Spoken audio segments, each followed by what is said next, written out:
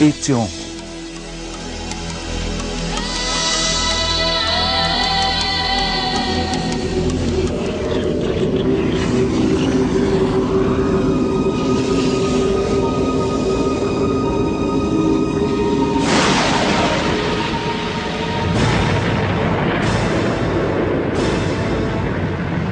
No início do caos se fez Geia, a terra,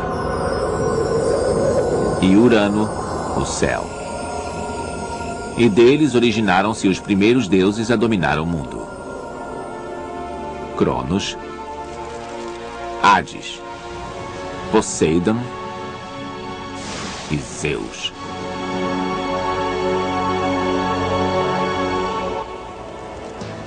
Através dos séculos, as pessoas teceram um leque de mitos.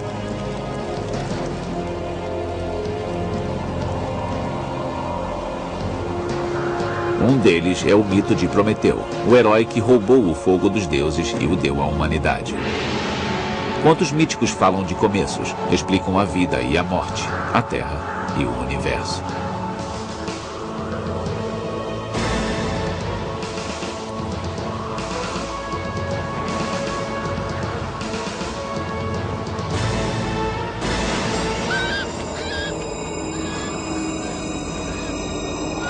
Por ter dado o conhecimento ao homem, Prometeu sofreu a ira dos deuses.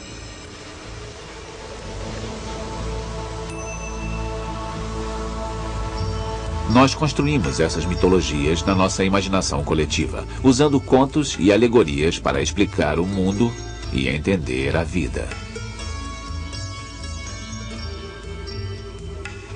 Nós humanos vivemos em um mundo de mitos há incontáveis gerações. Cada sociedade se identifica com um mito que criou a comunidade e a mantém unida. Todos acreditam nele. Hoje, os mitos são vistos como uma síntese da mente, uma ilusão, uma miragem. Os mitos modernos. Distribuição Sinapse. As mitologias não se restringem às civilizações que nos precederam. Sem perceber, seguimos criando outras. Consumismo, eterna juventude e aldeia global são os mitos da atualidade.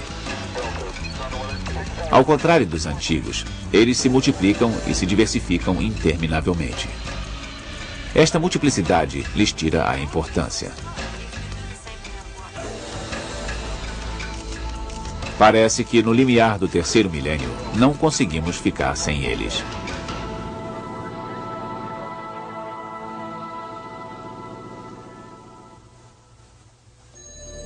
Uma nova mitologia.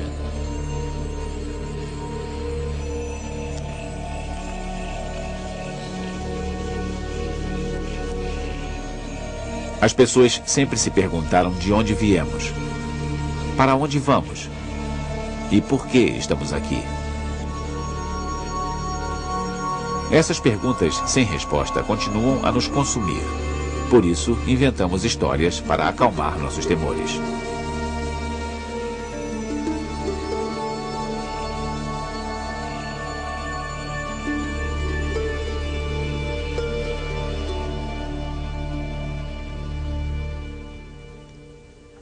É como uma criança. Sempre se deve começar com uma criança. O menino está sozinho em um quarto vazio e tem medo. Ele se cansa de sentir medo e decide que é o Zorro, combatendo seus inimigos. Todos os povos de todas as culturas criaram uma mitologia própria. Uma das mais famosas é a mitologia grega, com sua esplêndida coleção de deuses, que tem seus amores, decepções e brigas. Eles são estranhamente parecidos com os seres humanos.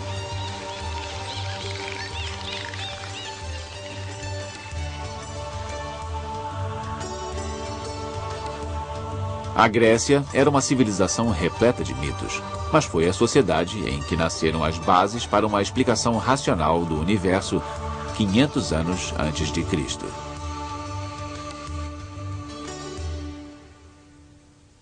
A primeira grande quebra com o mundo dos mitos foi a filosofia, com Sócrates e Platão. A ideia de que o discurso deve conter a verdade e provar que contém. O discurso filosófico não pretendia ser mítico porque não dependia da crença. Ele alegava depender da demonstração. Os filósofos gregos lutaram para descobrir uma ordem na natureza, um princípio que explicasse tudo.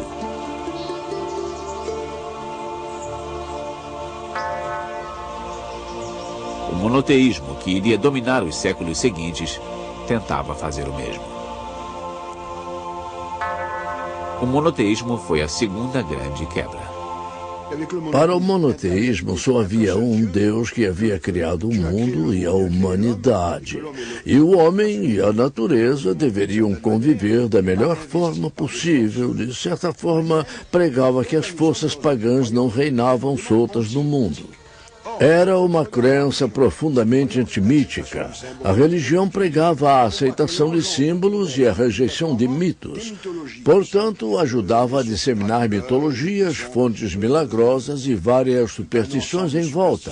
A religião não expulsava os mitos. De fato, teve de se readaptar a eles. Por exemplo, antigas nascentes mágicas se tornaram locais sagrados com seu papel religioso.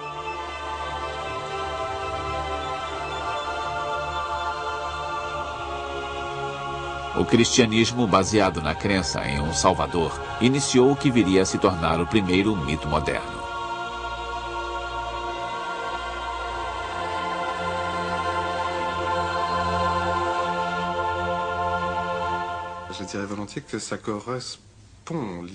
A ideia de progresso no mundo ocidental começa com o cristianismo. Com a ideia de que aqui na Terra você pode sofrer muito, pode ser torturado, jogado aos leões ou perfurado por flechas. Mas no final ganhará o paraíso, um lugar glorioso em que será alguém importante e muito bem tratado. Era a ideia de que tudo iria melhorar.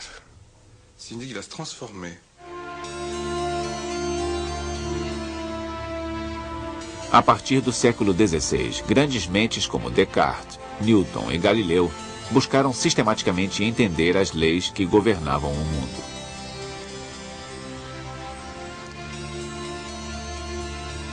Era o início do pensamento científico, baseado no princípio de que cada fenômeno tem uma causa.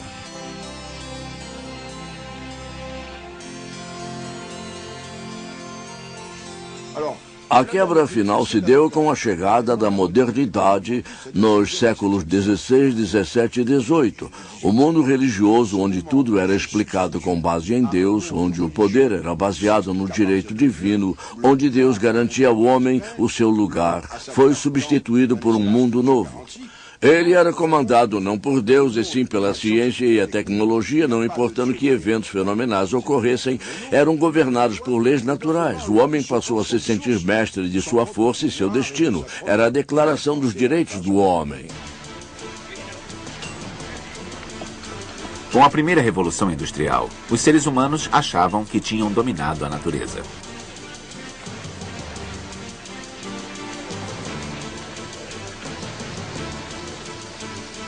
Sentiam que podiam dominar o mundo, satisfazer suas necessidades e garantir sua sobrevivência. A partir daí, o passado não servia mais como referência. Deveria ser posto de lado para que a humanidade tomasse o rumo do futuro de uma vez por todas.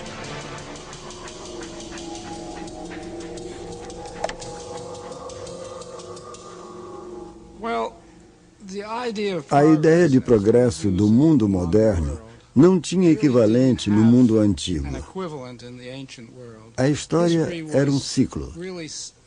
As coisas melhoravam, depois pioravam. A ideia de um progresso estável, embora originária do cristianismo, só se tornou uma visão secular do mundo no período moderno. did not become a large secular worldview until the modern period.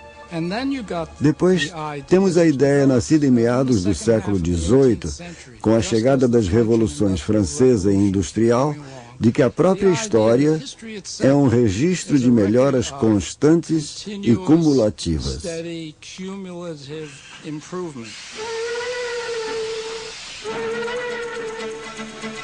No início do século XIX, uma máquina excepcional surgiu.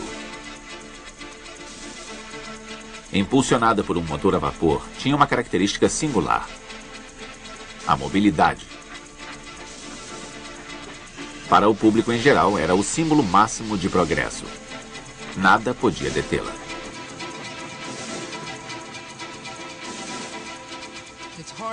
É difícil acreditar, mas a ferrovia foi a primeira melhoria em transporte terrestre desde o período romano. Os mesmos carros, puxados a cavalo, continuavam sendo usados há quase 2000 anos. Subitamente surge um meio de trocar a madeira pelo ferro, energia animal por energia gerada pelo homem, vento ou água. E era possível mover coisas e pessoas sobre a terra a uma velocidade muito mais rápida e em uma quantidade muito maior do que antes. Isso, para muita gente, foi um milagre.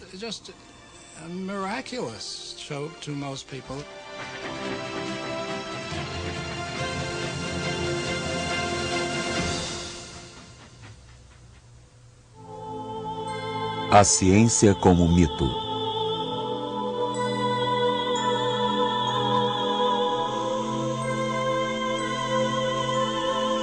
No século XIX, o importante não era entender o porquê das coisas, mas sim o como. Graças ao avanço tecnológico, as pessoas acreditavam que a ciência poderia resolver tudo.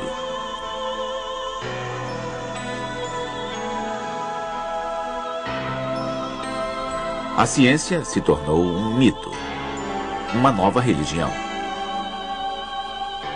Como outros mitos, simulava responder a todas as perguntas.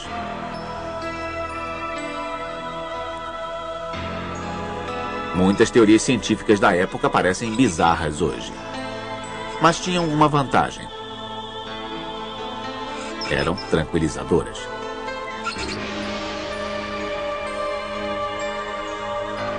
Todo mito tem seus heróis.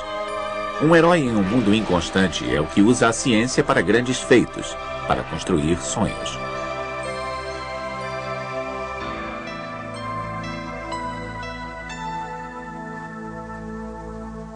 Agora, pegue esta imagem e pense no que os engenheiros fizeram na segunda metade do século XIX. Eles construíram pontes sobre águas revoltas que jamais haviam sido atravessadas. Entraram em locais selvagens e pesquisaram linhas retas para estradas. Eles eram autônomos, consultores de companhias. Eles não eram funcionários, eram empreendedores profissionais autônomos de engenharia. Eram românticos. No final do século XIX, as pessoas fizeram descobertas e aperfeiçoaram invenções a uma velocidade jamais imaginada.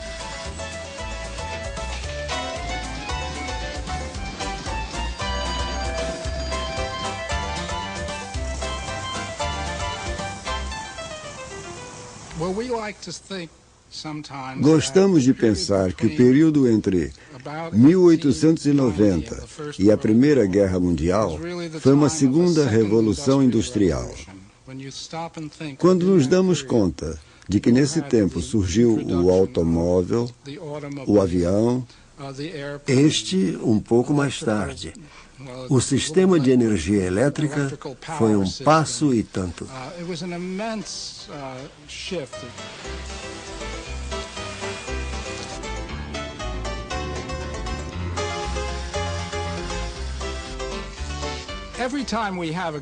Sempre que surge uma grande invenção, temos expectativas utópicas. Quando descobriram a eletricidade, as pessoas diziam que teriam energia interminável, a cura para todas as doenças. As pessoas criam um meio de alcançar a imortalidade. Não havia nada que a eletricidade não pudesse fazer. Mais do que nunca, ciência e tecnologia pareciam ser a promessa de um mundo melhor. O mito do progresso parecia indestrutível.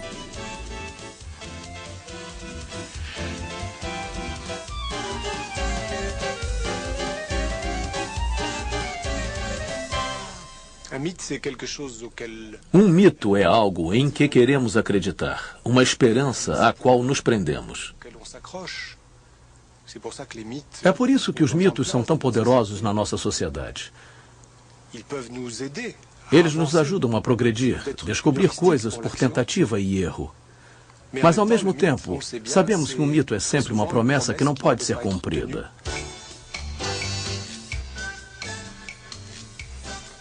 A eletricidade livraria para sempre as mulheres das tarefas domésticas diárias. Mas a realidade se mostrou diferente.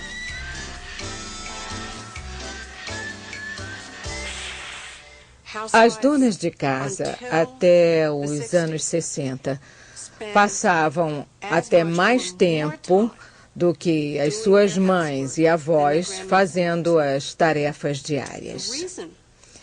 O motivo é complicado, mas posso expressar de forma simples dizendo que o contrato da dona de casa havia mudado.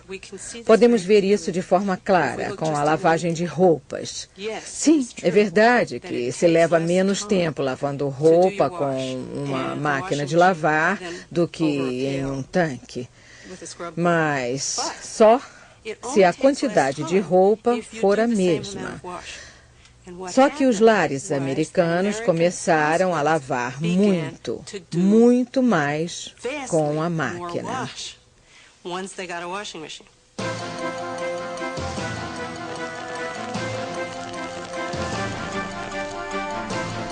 Nos anos 40, fizemos uma descoberta que parecia mais importante do que a eletricidade.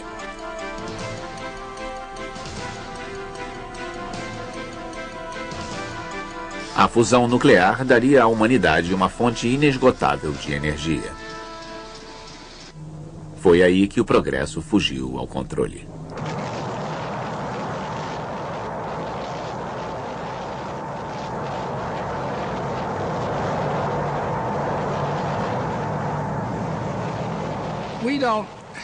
Não há uma data exata de quando a crença no progresso inquestionável e automático começou a decair. Há quem diga que foi com a Primeira Guerra Mundial e a terrível Guerra de Trincheiras. Mas acho que hoje, analisando o passado, o único evento cristalino foi a bomba de Hiroshima. Foi muito dramático, porque a ciência que deveria ser usada em benefício dos seres humanos, de repente foi posta a serviço da destruição em massa, em uma escala que o mundo jamais havia visto. Foi um acontecimento aterrorizante.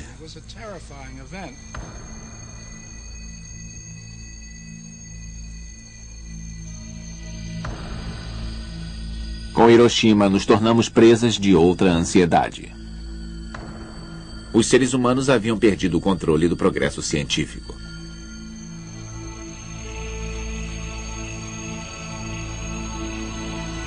Desta ansiedade, um novo mito nasceu. A crença em um profeta vindo dos céus, como foi Jesus Cristo há 2000 anos, que dominaria uma tecnologia superior à nossa. Os novos salvadores eram extraterrestres. Começamos a registrar suas aparições em 1947.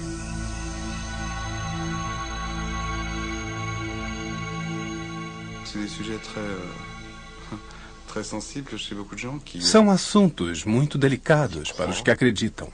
No sentido mais rígido, eles têm fé. têm esperança de que existam extraterrestres, de que haja alguma coisa em outro lugar, outro mundo, que seres de lugares distantes não sejam hostis e tenham uma tecnologia mais avançada do que a nossa, que estão acima do bem e do mal. Parece que vivem no próprio paraíso tecnológico, que é para onde nos levarão. Esta é a que eu chamaria de versão branca.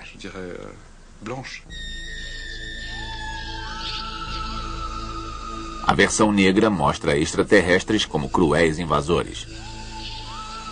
A ideia surgiu durante a Guerra Fria, com o medo de um plano comunista de dominar o mundo.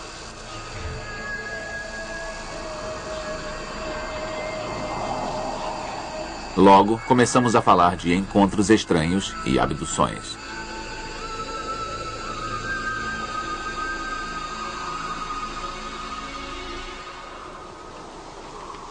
Novos mitos geralmente se baseiam em elementos de mitos antigos. Histórias de abduções por extraterrestres lembram os contos do diabo ou de fadas da Idade Média. A mesma estrada deserta à noite. O carro que enguiça. Como o cavalo de antigamente que empaca e se recusa a continuar.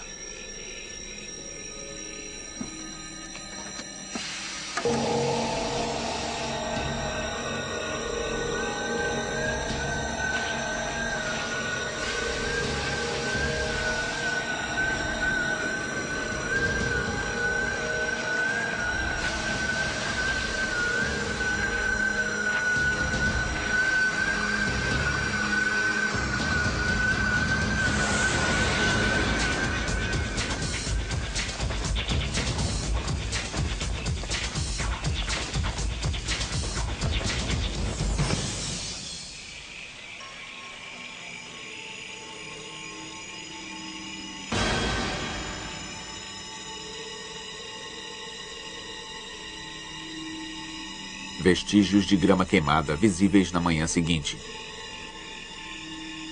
E marcas, buracos, incisões no corpo das testemunhas deste estranho fenômeno.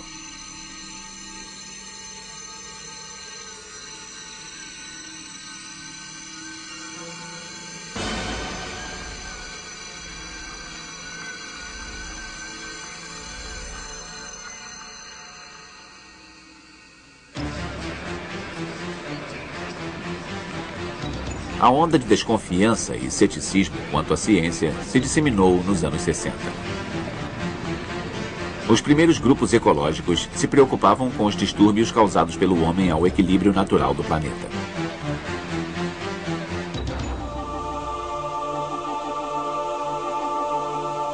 A ciência deveria resolver todos os problemas da humanidade. Ao invés disso, criou outros.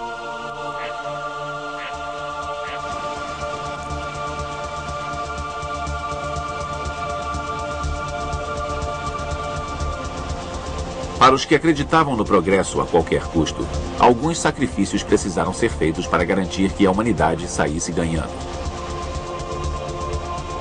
Para os ambientalistas, as inovações tecnológicas que ameaçam o futuro do planeta não podem ser consideradas progresso.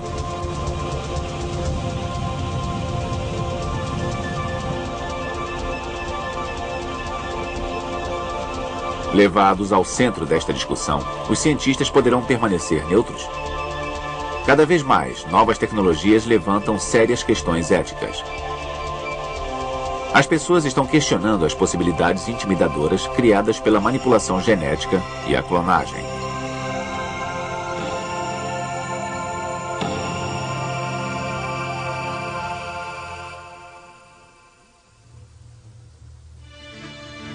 O sonho americano.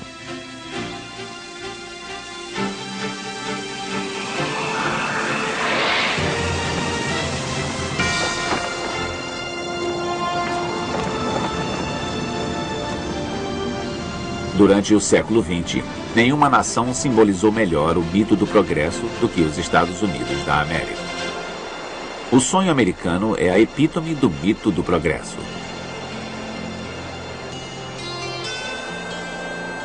Os Estados Unidos, formados por enormes espaços virgens a serem conquistados, foram fundados no mito do crescimento. O mito se arraigou na conquista do Oeste.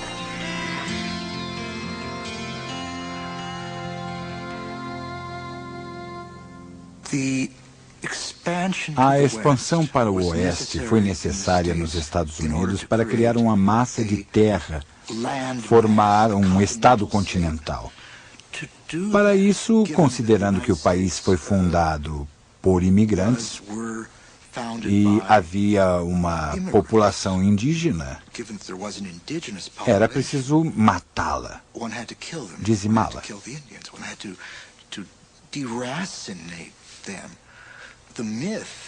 O mito do cowboy e do índio é o mito do bem e do mal, da cultura e da natureza, do humano e do selvagem.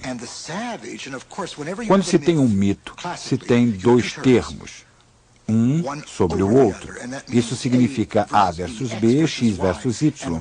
Um é sempre positivo e o outro é sempre negativo.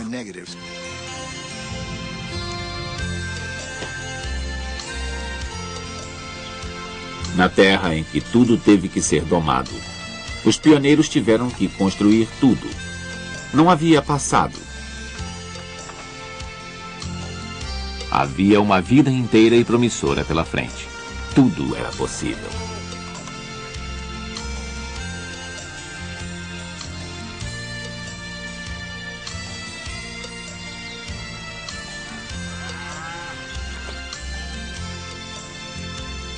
Esta nova realidade deu início a um novo herói mítico.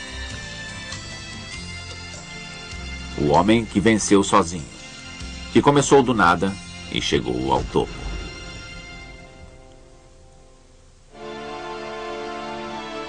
Na imaginação americana, a família Kennedy representava perfeitamente este mito de sucesso.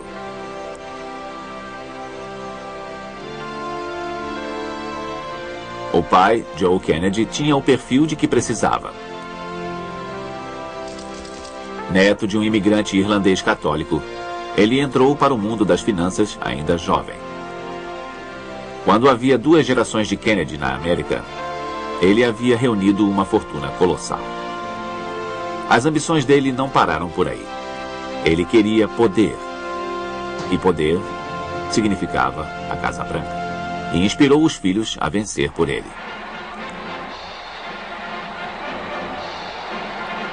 John Fitzgerald realizou o sonho do pai. Em 1960, aos 43 anos, ele se tornou o mais jovem presidente americano da história. Não pergunte o que o seu país pode fazer por você, mas o que você pode fazer por seu país. Figura mítica dos anos 60, John Fitzgerald Kennedy representava perfeitamente a juventude de sua geração.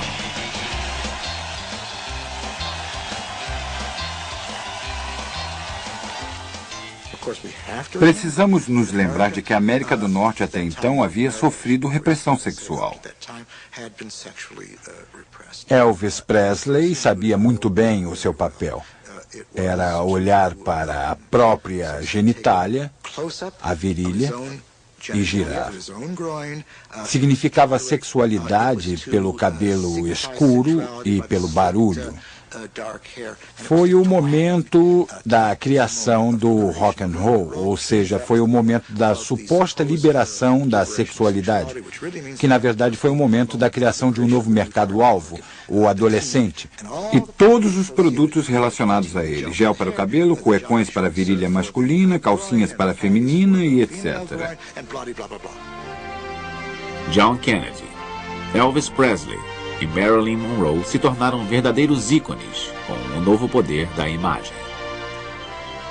Os 3 tinham uma característica vital para se tornar mitos.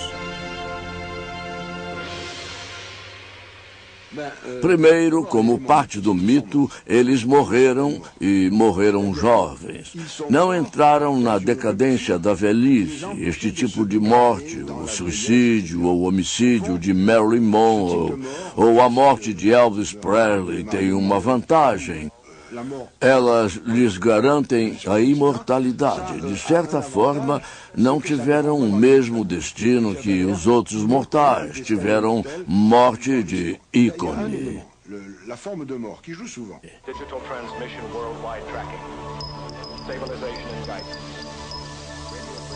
Ao mesmo tempo, os Estados Unidos criaram uma nova versão do mito da conquista do Oeste Selvagem.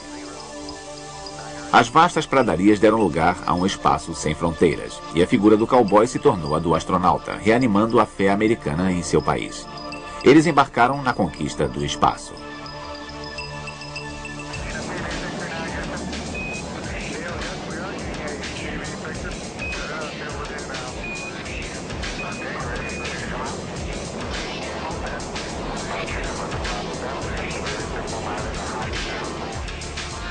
No novo mito, o índio bandido se transformou no soviético bandido. O conflito entre o mundo civilizado e o mundo selvagem se transformou no conflito entre capitalismo e comunismo.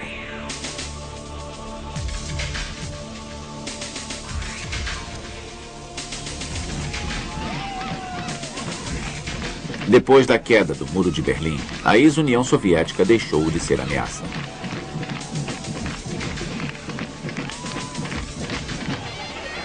Nos anos 90, o diabo soviético foi substituído pelo demônio do islamismo, um novo inimigo que rejeita com veemência o modelo americano de felicidade.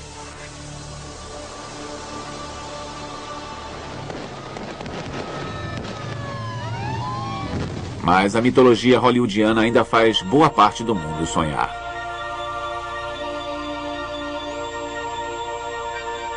Se você tiver vontade e trabalhar duro, poderá ganhar felicidade e riqueza.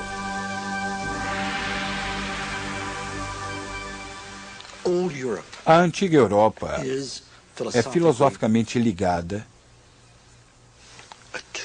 à ideia de que le bonheur n'existe pas aqui na Terra. A felicidade é protelada. Felicidade é para depois, para quando se morre. Lembre que a Terra antiga é católica. Os Estados Unidos fizeram algo inacreditável, brilhante. Trouxeram le bonheur para a Terra. Os Estados Unidos criaram uma utopia cotidiana e os europeus a adoram, porque para eles é impossível.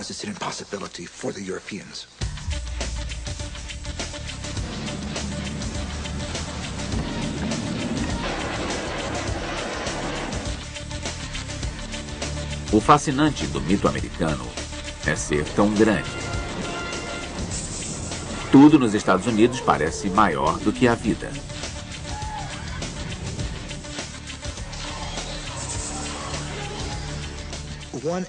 Um elemento do mito americano é o excesso. Às vezes dizemos que nada dá tão certo quanto o excesso. Se eu pedir uma simples xícara de chá, estará tão quente que queimará minha mão, tão cheia que vai transbordar e me queimar. Vemos este excesso na mitologia, ou a mitologia do excesso operando hoje em Wall Street, na louca busca do instável mercado de ações, na louca busca de ações na internet, nas enormes jogadas financeiras.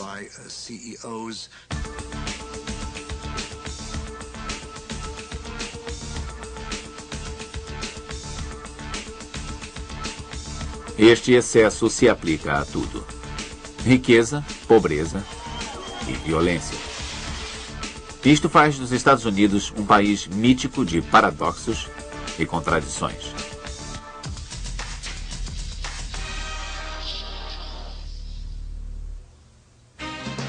A mitologia hoje.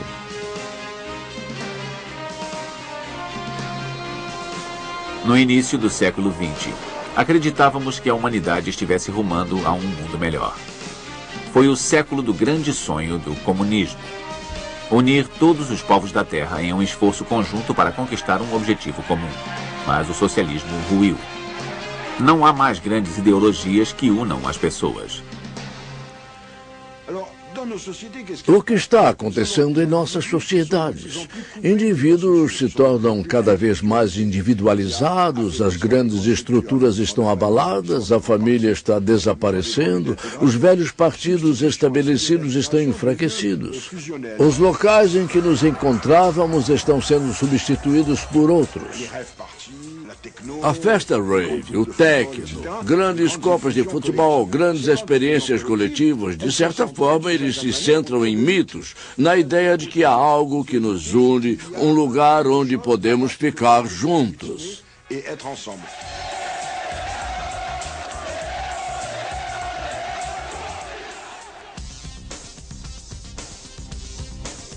Desde a queda das grandes religiões, nosso maior sofrimento é o conceito da morte. A ideia revoltante do nosso desaparecimento. Para combater esta temerosa realidade, construímos um novo mito: a eterna juventude.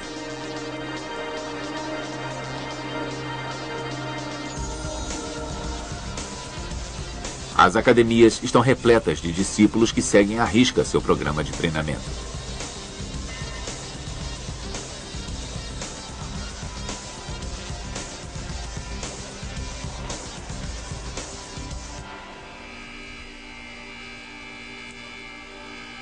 Clínicas de cirurgia plástica enriquecem reesculpindo bochechas, queixos, lábios, nádegas e seios. No mito da eterna juventude, os heróis são bonitos, magros e saudáveis.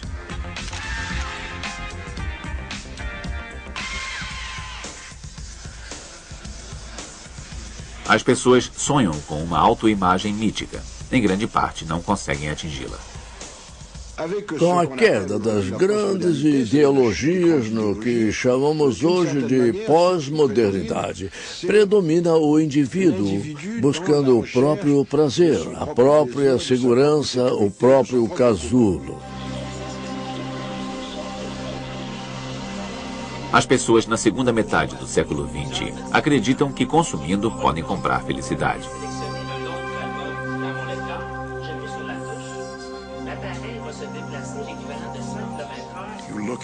Você olha a vitrine de uma loja de departamentos de Nova York na Rua 57 ou em Los Angeles, na Rodeo Drive de Beverly Hills e vê uma joia. Não! O que você vê é um objeto que proporciona satisfação. Mas qual? Satisfação sensual. É um mito.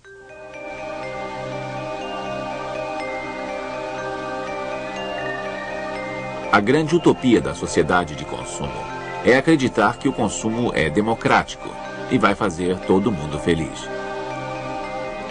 Mas alguns não têm meios para consumir. O aumento do consumo e dos padrões de vida não trouxe a felicidade sonhada. Quanto mais as pessoas cuidam somente de si mesmas, mais se encontram sozinhas e isoladas. Não é por acaso que a sociedade com os meios de comunicação mais desenvolvidos talvez seja mais individualista que o mundo já viu. As pessoas se fecharam em si mesmas, cortaram elos familiares, profissionais e pessoais para entrar em sua bolha. Dizem que a comunicação nos permitirá cortar esse isolamento e fazer parte de uma aldeia novamente. O que é uma aldeia? Por definição, é um lugar no qual pertencemos a uma única comunidade. Estou em casa, tenho medo do escuro, me sinto sozinho, receio que minha esposa esteja me traindo, meus filhos não me respeitam mais. O que me vem à mente? Estou sozinho no deserto. Então vejo um programa de TV sobre psicologia e percebo que há outros homens que choram, cujas esposas os traem e os filhos não respeitam. Resumindo, subitamente eu descubro que há outras pessoas como eu. Eu me sinto melhor se não sou o único. Não é tão grave. Mesmo assim, a televisão nos divide. cria um abismo entre as pessoas na telinha e os espectadores. As pessoas da televisão simbolizam um certo poder que nos fascina.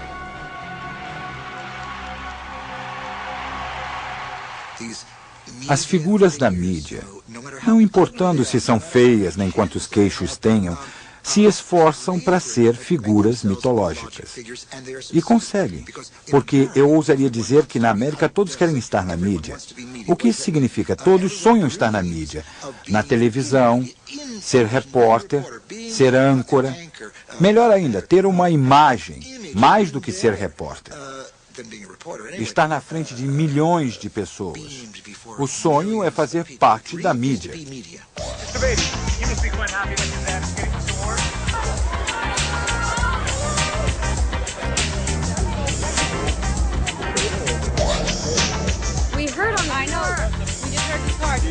O mito das comunicações faz um trabalho tão bom nos causando a ilusão de que estamos sozinhos, que conhecemos pessoalmente quem vemos na tela. Fazemos parte de sua vida particular e não toleramos que nada seja escondido de nós. Precisamos saber de tudo, até os mínimos detalhes.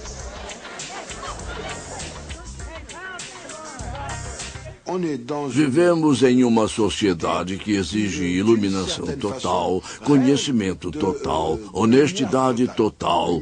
E este é um mito totalitário. Não é possível. Não importa o que façamos. Há sempre o outro lado, o lado obscuro. Este mito de exposição total se torna uma exigência muito perturbadora. Exposição total levada ao extremo é totalitária. É a destruição do nosso próprio espaço pessoal.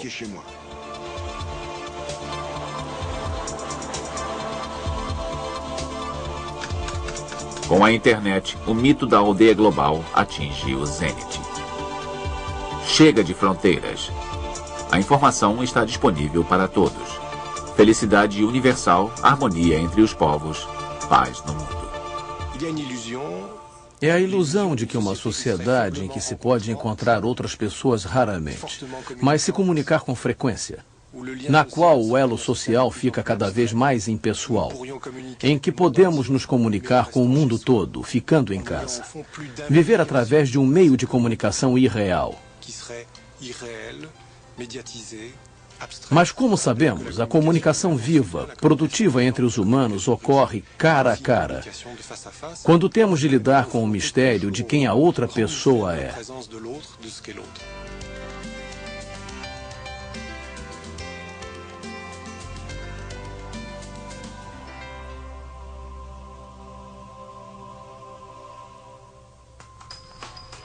O mito explode.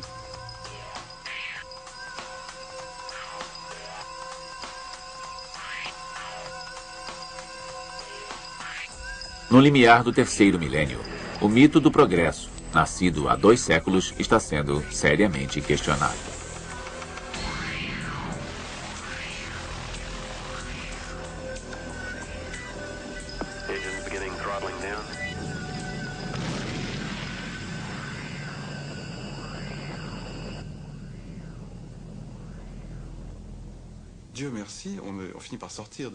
Graças a Deus, descartamos a ideia de que o progresso científico é igual ao progresso humano, à felicidade. Começamos a dizer a nós mesmos que o que Montaigne respondeu a Rabelais, que ciência é consciência, é a ruína da alma. Precisamos de um plano para uma sociedade melhor, um mundo melhor. Mas não se consegue isso estabelecendo novas leis da física ou desenvolvendo um novo tipo de carro. A ciência e as tecnologias não farão isso por nós. As pessoas ainda buscam a felicidade, mas deixam de acreditar que o progresso é o meio de consegui-la. Algumas até duvidam do significado que damos à palavra progresso.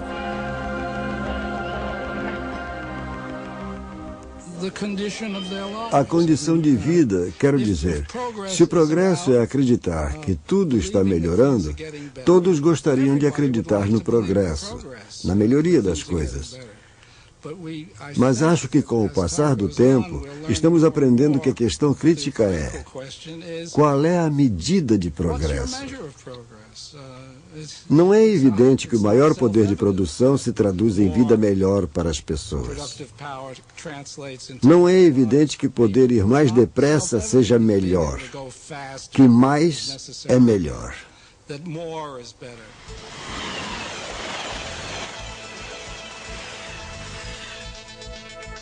Podemos questionar como medimos o progresso, mas também para quem ele é direcionado. A evidência material do que chamamos de progresso criou um abismo entre o mundo industrializado e os países do terceiro mundo. Para grande parte da humanidade, nada mudou realmente nos últimos 2 séculos.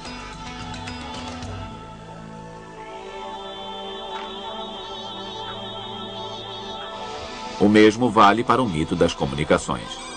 A aldeia global aumenta os elos entre as pessoas, mas não lhes permite se unir em torno de ideais comuns.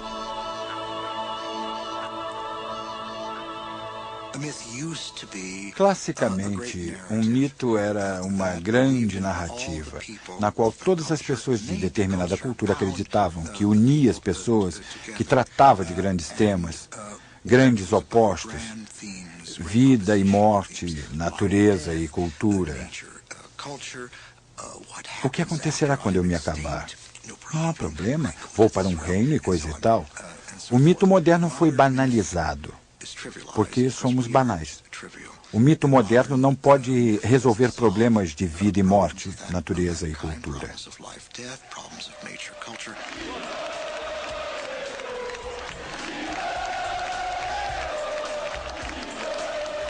O mito pode ter ficado prosaico ou ter sido desmascarado, mas ele ainda existe.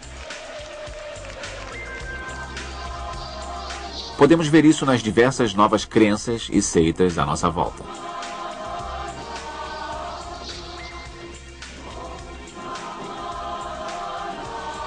Também podemos ver no fervor quase religioso com o qual as pessoas adotam novos estilos de vida. O que caracteriza a sociedade de hoje é que ela tem muitos mitos que não podem ser organizados em um mito único e totalitário. Eu faço parte de muitos mitos porque participo de muitas redes. Estou na rede X, então vou a uma festa rave. Estou na rede Y, então sou fã de esporte. Pertenço a vários pequenos locais e cada um tem sua própria história, seus próprios mitos.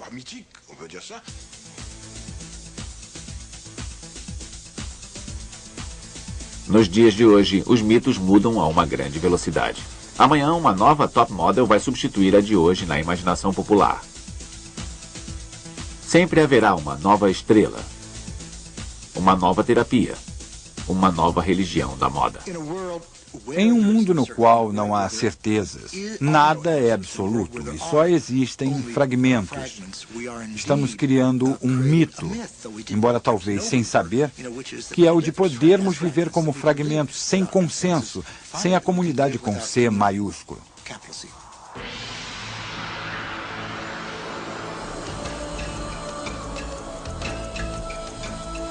As pessoas de hoje, assim como as de ontem, precisam de mitos por não suportar a realidade.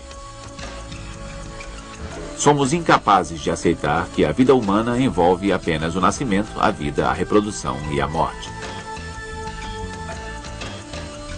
Temos uma necessidade visceral de dar um significado maior à nossa existência. E isso é o que o mito nos oferece. Já foi dito que o homem é uma máquina de criar deuses. Acho que o homem é uma máquina de criar mitos que lhe permitam assumir o seu lugar no mundo. Mitos são histórias que nos permitem ocupar o mundo e fazer dele um lugar possível de se viver. O mito veio para ficar. Enquanto formos humanos, teremos que viver com esta angústia de nos fazer as mesmas perguntas sem resposta.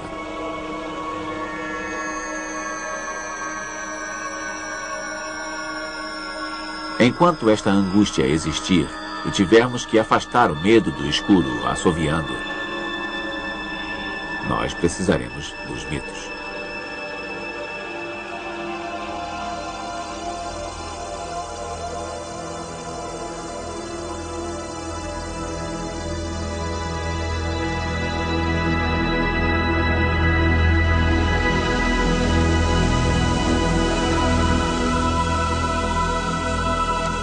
Versão brasileira Audio News.